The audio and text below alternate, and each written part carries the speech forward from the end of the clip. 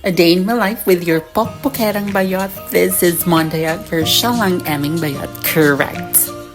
Alright, so welcome to my cooking show. So first, magsa-sunny side up tayo ng itlog. Correct. By the way, good morning mga bayot. Maaga tayong nagising ngayon. So of course, pag maaga, then magpiprepare tayo ng breakfast. Our menu for today is sunny side up egg, chicken nuggets, and ginisang sardinas. Amazing. Already, so natapos na nating lutuin ang itlog. Next is, kumuha tayo ng mga ricados natin para sa sardinas. Alright, so bawang, sibuyas, kamatis.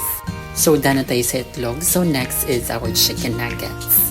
So they really like to eat if it's medyo crispy. Medyo lakasan natin yung apoy para maging crispy yung chicken nuggets natin. Absolutely correct. Natapos na nating hiwain yung panglicados natin sa ginisang sardinas. Alright, so almost done na yung nuggets natin. So we have to open it. Roast ball na brand na sardinas yung gigisahin natin for today.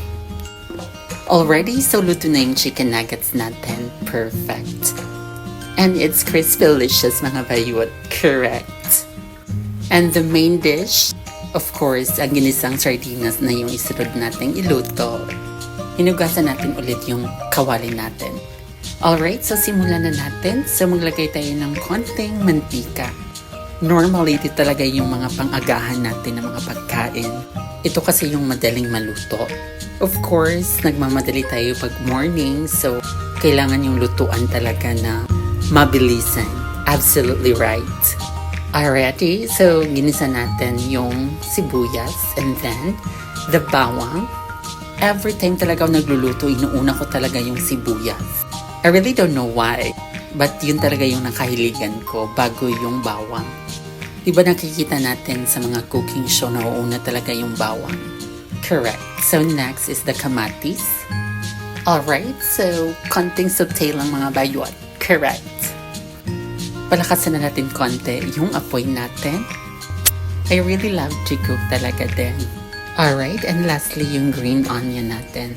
Nanay ko kasi magaling magluto. Nagluluto siya sa dormitory ng isang universidad sa Dumaguete.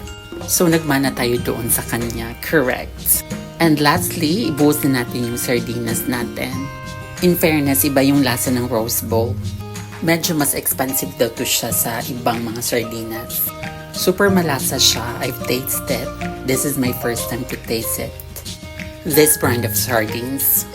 Ayun, malapit na. So, konting gisa lang. Alright, so thank you so much for watching. This is your pokpokerang bayot. This is Mondayak, your shalang aming bayot. Have a good one. Bye!